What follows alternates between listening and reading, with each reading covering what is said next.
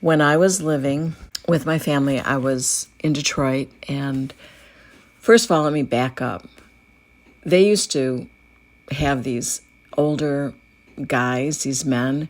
They used to drive all around the elementary schools and stuff trying to push drugs on us kids. And we always knew not to. The school lectured about it, and we didn't. Honestly, we didn't. They were creepos anyway. But I hope my brother doesn't get mad at me for this. It's one of my brothers. I'm not going to mention names. I knew he was onto something. He was older than me. He was already in high school. I didn't know, but sometimes I was suspicious that maybe he did something. So anyway, when we were living in Detroit, my grandmother lived in the downstairs house and my mom lived in the upstairs house. My little sister was younger than me. She stayed with my grandmother. My brothers, two brothers, and I stayed upstairs with my mother. But my uncle had come and built a partition off in the basement for my older brother to have a bedroom of his own. Wood-paneled walls and then a door and everything. And he asked me one time if I wanted to make 50 cents a week, which back in the day, that was a lot of money. I was just 12 years old. I mean, it got me a lot of candy at the penny candy store, right? So I said, sure. So I dusted and, straightened up his bedroom for him. And one day I was cleaning his bedroom and he was gone and he had a dresser, and on the dresser was one of those little plastic cups. They look like little trophy cups, with the black base, and it looks like a gold painted, the cup part. So I accidentally knocked it on the floor, this little cup, and out rolled this little white pill, okay? And I was curious. So I popped it in my mouth. So sometime after, I don't know how long it took, but sometime after I swallowed the pill, I started freaking out. I was seeing things, really weird things, like the walls were breathing. They were moving in and out, in and out. And I don't know, the more I tried to close my eyes, it just got worse. And then I started seeing what looked like a gaping, wide open mouth, smiling or something, grinning at me with fangs. And these evil slanted eyes, that's all it was, evil slanted eyes and this mouth filled with fangs. I've tried to find a picture online for the video that I'm posting right now. It didn't look like that. It was even darker, but that's as close as I could find online. So anyway, I don't know. I was just like holding my head, closing my eyes. I thought if I close my eyes, it'll go away. But instead, it got more vivid every time I closed my eyes. So anyway, I was freaking out. And I don't know, I was scared. I just remember being so afraid. And after that, I don't remember anything. Apparently, after my mother and my grandmother got home from work, I heard their voices.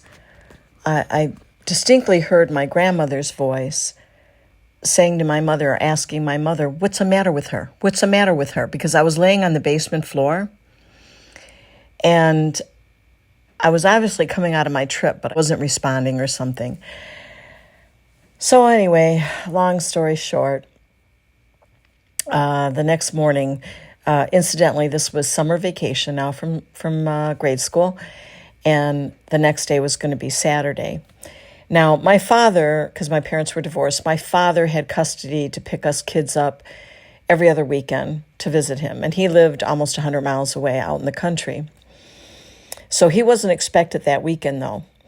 So that Saturday morning after this happened, I was getting ready. I had my bowl of cereal in the morning, and I was getting ready to go visit my girlfriends around the block from me. And I always cut through the alleyways. Detroit had alleys and stuff. But anyway, I was getting out of the house, and I was crossing the front lawn to reach the alley to visit my girlfriends. And here comes my dad driving up really fast, and then he parked right in front of the house. And I'm like, hi, Dad. He gets out really fast. He's running towards me. And I said, I'm going to visit my friends. He grabbed my arm. He says, no, you're not. You're coming with me. And that was that. So I went to live with my dad for, 9th, 10th, and 11th grade. I ended up living with him for a while. And let's see. I was going to 9th, 10th, and 11th grade at my dad's. When the money was there, us kids sometimes went to Catholic school. And when it wasn't there, we went to public school. Catholic school is more expensive, you know. So I lived with my dad. I had to go to 9th and 10th grade at an all-girls Catholic school in Adrian, Michigan. And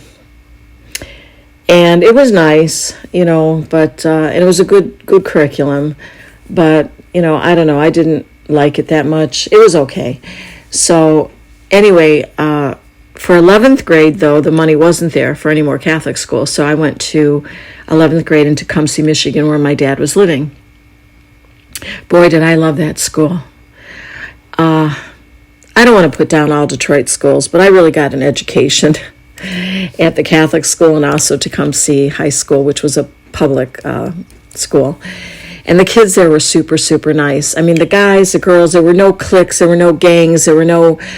nobody picked on you, nobody laughed at you. I used to get made fun of a lot, even from teachers. Idiot teachers. They'd laugh at my last name, Canary. Well, I love my last name now, and I use it all the time. I even hyphenate it with my married name. So it's funny because even adults sometimes will make fun of it, and I'm like, yeah, and I love it. That's why I kept it when I got married, and I'll always keep it. But that's beside the point. So I really loved Tecumseh High School. It was really a good school and good curriculum. But for some strange reason, after 11th grade, I decided, and I was allowed to do this from my dad, and I decided to go back to Detroit. I wanted to find my old friends from the hood. You know, I wanted to, I don't know, I guess I missed them a little bit, you know. So I ended up enrolling in Osborne High School in Detroit. It's on 7 Mile and Hoover Road, if I can remember right. I don't remember all the streets. And that was a big mistake. Oh my gosh, that was a big mistake. I didn't learn anything there. And it was the first time that I ever went to any school where I was allowed to pick my subjects to take, classes, you know. And we only had to pick 3 of them. And we only had to go to school from 8 o'clock in the morning till 11 in the morning. And I was like, what? That's weird. We always went to school, you know, all day long till like 3:30 in the afternoon. I mean, I didn't even have to hardly study, and I got A's and B's. I mean, it was such a joke. And since I got to pick my own classes, I decided to pick one theater class, home economics, and, social studies. I mean, I breezed right through all of those. I just went and did my time in my classes and went home. So the sad thing, though, it was really a bummer. I found out when I got there, none of my friends from the hood, the old neighborhood, they all dropped out of high school. They dropped out, and they were into the big, heavy drug scene back then. And a lot of them, I'm not going to mention names, but, you know, a lot of them OD'd and died. And I did go to one funeral. One of them was one of my friends. I went to her funeral, and I bawled my eyes out. I was freaking out. You know, I saw her in the coffin, and I thought, she was a gorgeous girl. Oh, my God. She had jet black hair. She had porcelain skin. She was so beautiful. We used to tell her, and I'm not going to mention her first name, we used to tell her, you need to be a model, you know. I mean, she was freaking gorgeous. And but then she died. She OD'd on drugs. It seemed like back then the whole drug scene was exploding with the hippies. They were a lot older than us. And I think a lot of younger kids were trying to be like them. You know, I don't know. It was pretty wild. I know one thing, though. We had the best music back then. We really did. We had some great music. But yeah, I remember even in 8th grade, we were trying to dress like the hippies. One time, I went to Kmart, and I found a pair of Hip Hugger crushed velvet purple pants. They were bell bottoms. It was similar to something Jimi Hendrix would wear. And I bought those. And I remember wearing those to school one time, and all the kids were like, man, those are the bomb. Where'd you get those pants? Those are cool. Yeah, I don't know. We tried to be all grown up, but the whole drug scene back then exploded throughout the United States, maybe other countries too. I don't know. The music was great, but the whole drug scene, man, that was bad. And so that's not something to be proud of. It really isn't. Drugs are really bad. And I'm actually thankful that my dad got a hold of me and stuff. But the only thing that kind of ticked me off was, why was I always the one that got busted for, first time infractions or something? It's like, man, nobody else, my siblings didn't get busted, but I don't know. But I'm glad I got to meet new friends, go to good schools, and yeah. So I was just going down memory lane lately. As I get older, that's what I seem to be doing more and more of. Some of it I really miss, some of it no, not so much. There's been bad memories, good memories.